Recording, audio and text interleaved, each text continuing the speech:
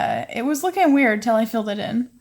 Hi everyone, Chelsea O Studio here, and today we are doing our third speed drawing.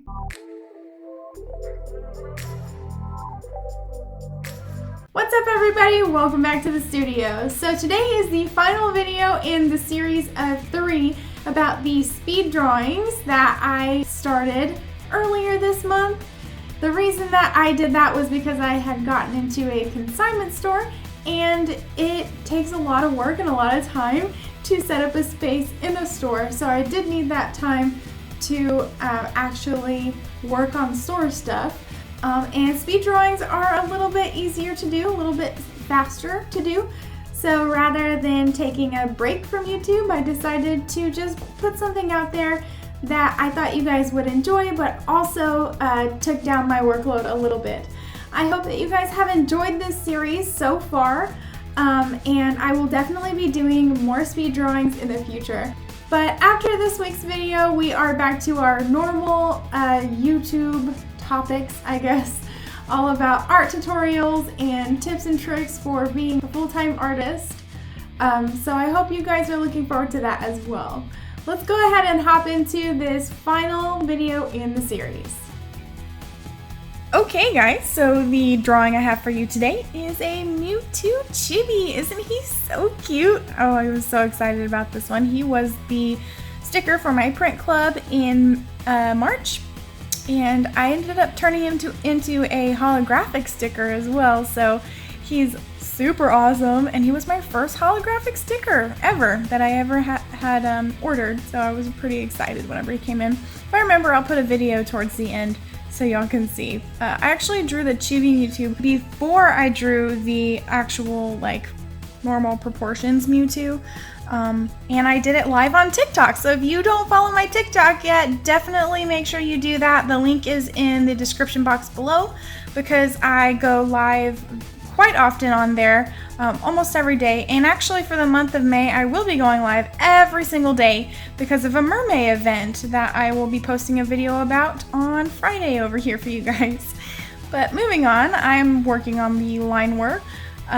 I kept referring back to the photo because I was having a lot of trouble with those horns. They were just not coming into the shape that I wanted them to be in, so I went in and just did my best to sculpt them the way that I thought they needed to look, and you can tell that I tried about 100 times before I got a shape that I was happy with.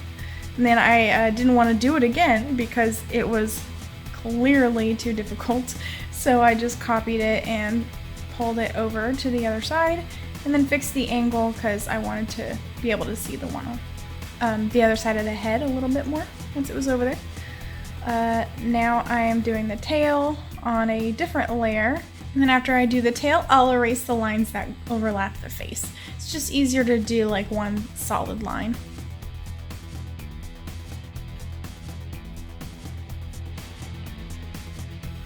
Moving on to the body, I really enjoyed the pose of this little Mewtwo. I was gonna steal it for the big Mewtwo, but I decided I wanted to do something a little bit less casual for the normal proportioned Mewtwo that I drew, so that's what I chose to do. I also kept this one's, like, I don't know, details that he has, I guess. Like these round fingertips and the little nodules at his ankles. I actually took those off of the full-scale Mewtwo because I didn't understand them. So I do think that the belly of this one turned out a little bit better though.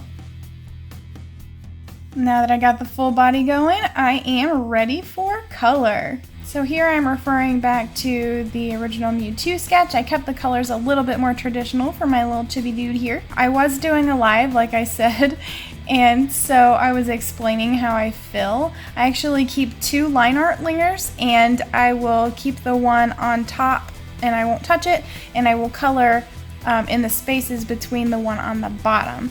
That way that white line disappears. So now that I have him all blocked in, he is ready for shading. So what I do is I go lower in value and saturation, and that's how I get the shadow color. So I don't just go lower as in a darker purple. I also desaturate it just a little bit. So here I am blocking in the shadows. I heard a rule one time that you should have 70-30. So if your character is 70% in shadow, then 30% in light, or vice versa, to make it good contrast. And so that's the rule that I kind of try and go by in all of my artwork, because for a long time I was doing 50-50 and it just wasn't a good enough contrast. It wasn't interesting enough. And then if you don't do enough, if it's like a 10% shadow versus everything else in light, then that's extra not interesting. So that's why you'll see me start thin, and then I'll change my mind and make the shadows quite a bit thicker.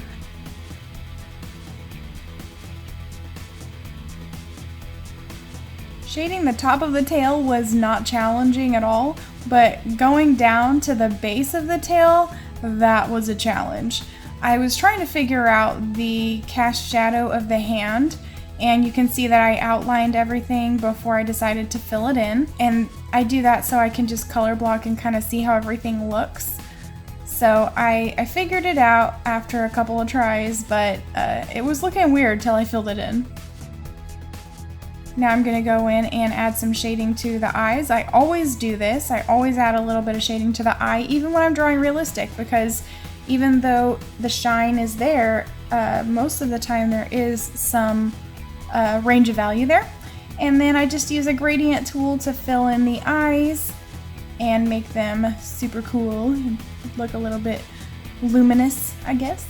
So now I'm going in and just coloring in my line work. I don't leave my line work black.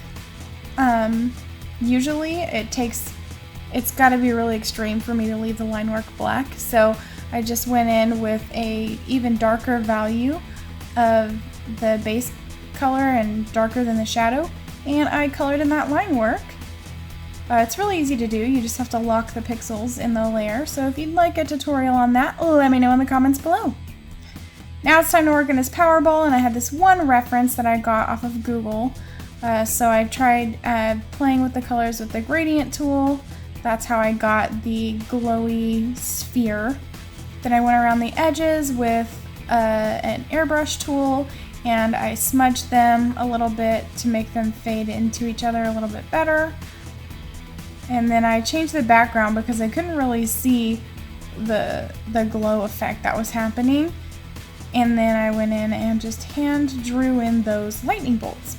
After this, I wanted to show that glow on his face, so I went in and added a little bit of the glow. I think it is really important to keep in mind the light and the color of the light that is hitting your object, especially if it's like a really contrasting light source that's really close like this was. Now I'm going to work on the background, which I decided I wanted to do clouds, and this is actually where I got the idea for the other Mewtwo. So I just drew some clouds and then smudged out the bottom. I thought I was going to do lightning in the background. I end up getting rid of that as well, and just layering on some more clouds and then desaturating those layers.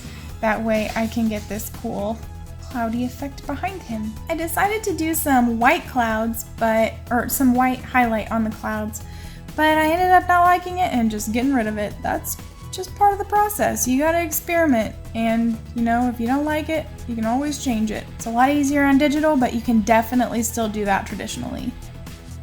So I thought the proportions were a little bit too even for a chibi, so I decided to just relocate and resize his body.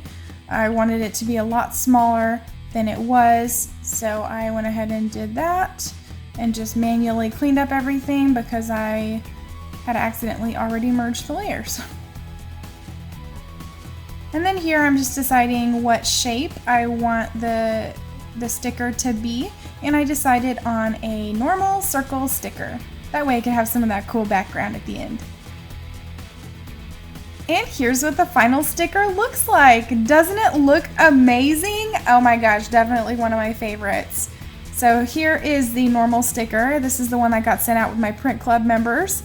And then here is what the sticker looks like holographic. Oh my gosh, check it out. He looks so cool. I'm so excited about this one.